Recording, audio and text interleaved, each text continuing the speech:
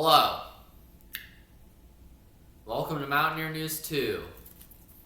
The last prediction video of the season. Wow.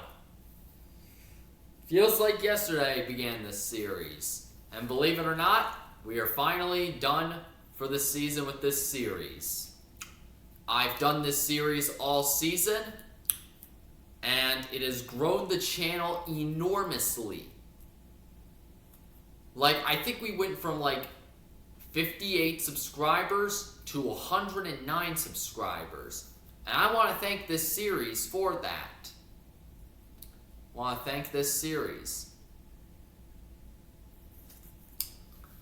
But we're not here to talk about this series. And if you're wondering, yes, this series is coming back next year. Just you wait. But we are now getting to Super Bowl 60. Oh boy, is this a very strange one. I mean, it's honestly kind of fitting.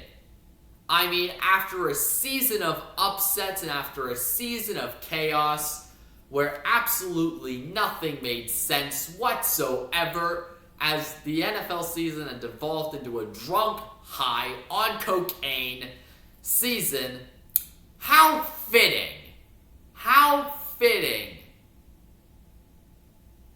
is it that the Super Bowl matchup we get is the Patriots and Seahawks?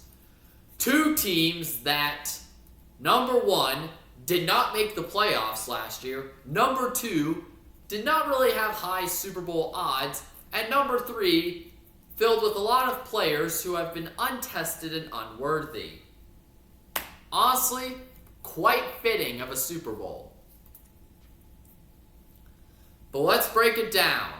Let's break down the game between the Seattle Seahawks and the New England Patriots. Let's start off with the NFC champions, the Seattle Seahawks. Honestly, Seattle is definitely have been a very interesting story. So, I thought Seattle was going to be mediocre. I didn't see much in the Seahawks this year. I thought that they were probably going to be around the lines of, 8-9. I thought it was going to be a bit of a rough transition where Sam Darnold probably wouldn't work out. I mean, I had the Arizona Cardinals winning the division. What do you think I was wrong? Because Seattle played very good. After a rocky 0-1 start, they came into Pittsburgh and beat my beloved Steelers. Sam Darnold had another great season, just like he did last year in Minnesota.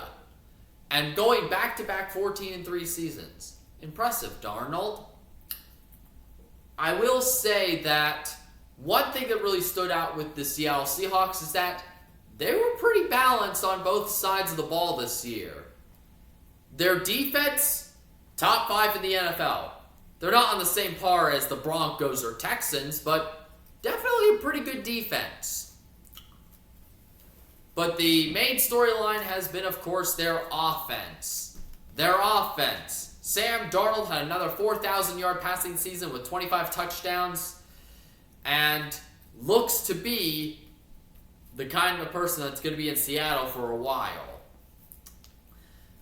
Jackson Smith and Jigba having another great season, really getting more targets after DK Metcalf went to the Steelers. And now,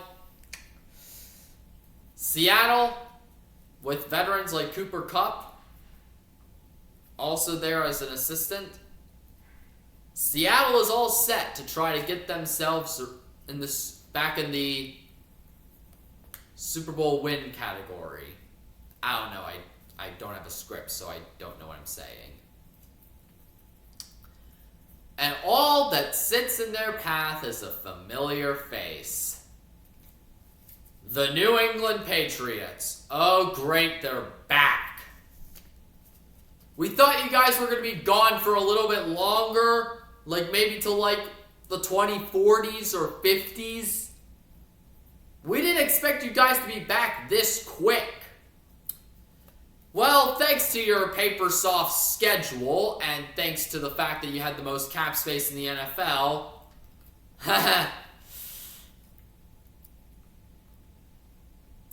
jeez, I didn't think that you guys would be back this quick. Great. I hate the Patriots being back. But the Patriots could have not have come back if it weren't for the leadership of Mike Vrabel, the head coach of the Patriots. After Gerard Mayo was a completely disastrous and a terrible hire for New England, they brought in Mike Vrabel, who immediately proved that the Titans made a mistake. Taking advantage of his rookie quarterback, Drake May, going into his second season, getting veteran talent like Stephon Diggs for basically nothing, and having a couple other young stars on defense, New England took advantage of that paper soft schedule, and they cruised through the season, going the year 14-3. They started the year 1-2, but then they went on a huge win streak to end the season 14-3. Now, when the Patriots initially made the playoffs, I thought that they were probably going to get exposed in the playoffs. Well, no they weren't. First, they beat the Chargers, who were injured.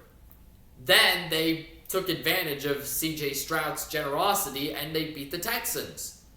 Then, okay, let's be honest, they only won the AFC Championship game because Bo Nix was gone. Like, had Bo Nix been playing, Denver would have won.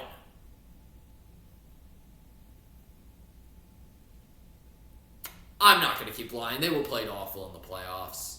But they're here. They're here, they're in the playoffs, and yeah.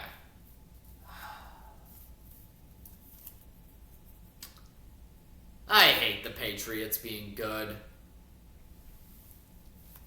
Well, someone has to win the Super Bowl, and it ain't the halftime show, it ain't the commercials. No, either the Patriots or Seahawks are winning the Super Bowl. And here we are. Here is my final pick of the year. It's in this little folder. Actually, I didn't write anything in this. I just want to make it cool. Who am I going for in the Super Bowl? I'm going Seattle. Now let me explain. Personally, I think the Super Bowl is definitely going to be a close one. I think it's going to be a pretty competitive one. But personally, I just think the Seahawks will just be too much for the Patriots to handle. I mean, there's a reason why Seattle is favored in this game by a good bit, and it shows.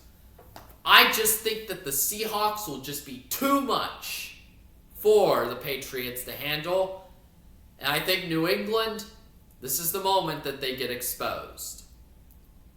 Give me the Seahawks to win the Super Bowl, and that is it. The season is done.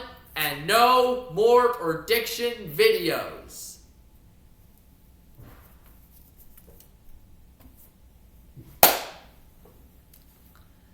Don't worry. I'm bringing the prediction videos back next year. Seriously, then what would this YouTube channel be for? Anywho, I got a couple of videos coming up soon. Stay put with me in the off season because I'm going to be pretty interesting. I hope. Anywho, I'm Mountaineer News 2.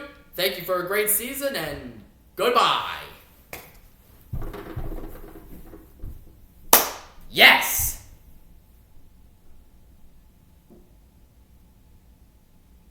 Now I could go play that game I've always wanted to play. Oh, come on! It was stolen? Really? Great. Well, off to eBay.